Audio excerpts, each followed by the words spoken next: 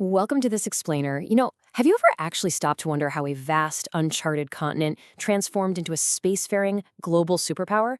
Well, today we're going to distill a massive 30,000-year chain reaction of cause and effect that totally shaped the modern United States.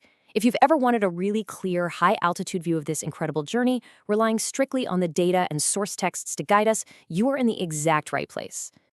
To keep our bearings through all this information, we've broken the whole shebang down into 5 eras. We'll start with roots and colonization, push through the Revolution, navigate the Civil War, hit industrialization, and wrap up with the Cold War to today. Simple enough, right? Let's get into it.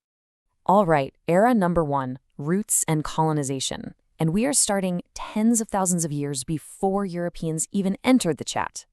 Just to wrap our heads around the sheer scale here, we have to rewind way, way back to 30,000 BCE. That is when Paleo-Indians first crossed the Beringia land bridge. Fast forward a bit, and we see these incredibly complex indigenous societies booming, well before 1492 when Columbus showed up, which, as we know, eventually leads us to Jamestown, the first permanent English settlement in 1607.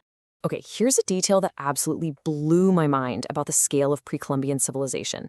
Near what is now St. Louis, there was this Mississippian city called Cahokia. Sometime around the 12th century, its population hit 20,000 people. To put that into perspective for you, that actually made it bigger than London was at the exact same time. Crazy, right? But of course, European colonization brought huge and honestly devastating changes. The source texts show how Old World diseases literally decimated native populations who just didn't have the immunity. At the same time, over on the East Coast, the 13 British colonies were pivoting hard to an agrarian economy. Now, they had a severe labor shortage, so this shift demanded a massive workforce. And that led directly to a foundational reliance on cash crops like tobacco, and tragically, the brutal establishment of the transatlantic slave trade. So you gotta ask yourself, as these colonies got richer and more crowded, how exactly was this distinct new society going to handle being taxed by a king sitting an ocean away with zero representation? And for that matter, how were they going to govern a massive, totally uncharted western frontier?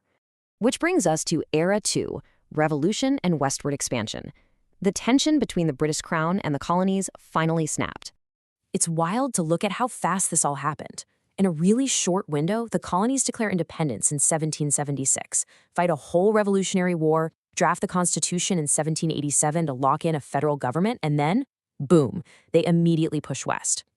By 1803, the Louisiana Purchase practically doubles the country's size overnight, and by 1848, the Treaty of Guadalupe Hidalgo pushes the borders all the way to the Pacific. Get this. For just $15 million, which is basically the price of a fancy modern penthouse today, the U.S. grabbed a huge chunk of the American Southwest in 1848. The whole thing was driven by manifest destiny, this intense belief that American settlers were literally destined to take over the continent. But here's the tragic reality of that push. It relied heavily on the violent forced displacement of thousands of Native Americans through horrific events like the Trail of Tears. Now, grabbing all that new Western land completely inflamed the most volatile debate in the country, kicking off Era 3, Civil War, and Reconstruction.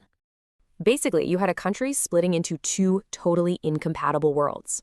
Up north, the economy is industrializing fast. Think banking, shipping, and generally opposing the spread of slavery out west. But down south, completely different story. It was rural, agrarian, and absolutely fundamentally reliant on the forced labor of 4 million enslaved people to keep their cotton plantations running. When Abraham Lincoln was elected, Southern states seceded because they wanted to preserve that institution of slavery at all costs. What happened next was just devastating. The Civil War killed an estimated 750,000 soldiers. I mean, think about that number. It is still the deadliest conflict in U.S. history. It completely fractured the nation, though it did ultimately lead to the abolition of slavery. After the Union won, there was this incredibly powerful, but brief, window of rapid legislative progress. The 13th Amendment outlaws slavery in 1865, the 14th guarantees equal rights shortly after, and the 15th protects voting rights for black men. Oh, and the 19th Amendment eventually grants women's suffrage a bit later on. But here's the thing. According to the source texts, this progress met massive, immediate resistance. During Reconstruction and the Progressive Era, civil rights for Black Americans in the South were violently suppressed for decades by Jim Crow laws and paramilitary groups. Now, while the social fabric was being tested, the economy was absolutely exploding. After the war, finishing the Transcontinental Railroad set off a massive domino effect. Freight rates tanked. They went from 15 cents a ton-mile on a wagon down to less than a single penny by 1895. It was like inventing the internet or modern overnight shipping. Suddenly, farming, mining, and ranching out west were incredibly profitable on a global scale. That massive infrastructure boom basically kicked off the Gilded Age, turning the U.S. into an industrial titan. Which brings us to Era 4, industrialization and global wars. Talk about a roller coaster. The early 20th century was packed with extreme highs and catastrophic lows. We're talking the terrifying start of World War I in 1914, the Roaring '20s, and then the gut punch of the 1929 Wall Street crash. And of course, that's followed by the U.S. jumping into World War II after Pearl Harbor in 1941, culminating in the dropping of atomic bombs in 1945. If we look at the fallout from that 1929 crash, the stakes were literally life and death. Unemployment hit a terrifying 25%. So President Franklin D. Roosevelt steps in and totally rewires the federal government's role in the economy with the New Deal. This was a rapid-fire series of programs that actually gave us modern staples we take for granted today, things like Social Security, unemployment relief, and huge public infrastructure projects. But you know what actually ended the Great Depression? It was the sheer unprecedented economic mobilization for World War II. A whopping 40% of the nation's entire GDP went straight into the war effort. That massive scale pulled tens of millions of workers, including women and minorities who were previously shut out, right into the labor force, basically turning the country into the arsenal of democracy. So the U.S. comes out of World War II as a global superpower, entering a brand new, highly polarized world. Time for our final era, Cold War to contemporary era. The Cold War was all about extremes. On one side, you've got the United States championing capitalism, creating the NATO alliance to contain communism, and on the flip side, the Soviet Union is doing the exact opposite, promoting communism and holding up the Iron Curtain with the Warsaw Pact. This standoff literally dictated global politics for decades. It fueled the space race, proxy wars like Vietnam, and that constant looming threat of mutually assured nuclear destruction. Meanwhile, back at home, things were getting incredibly complex. The 1960s civil rights movement completely reshaped society, and then the 1991 collapse of the Soviet Union totally scrambled the global order. But the 21st century, it immediately tested the waters again. We saw the tragic September 11 attacks launch the war on terror, the brutal financial hit of the 2008 Great Recession, and then, of course, the massive systemic shock of the COVID-19 pandemic in 2020.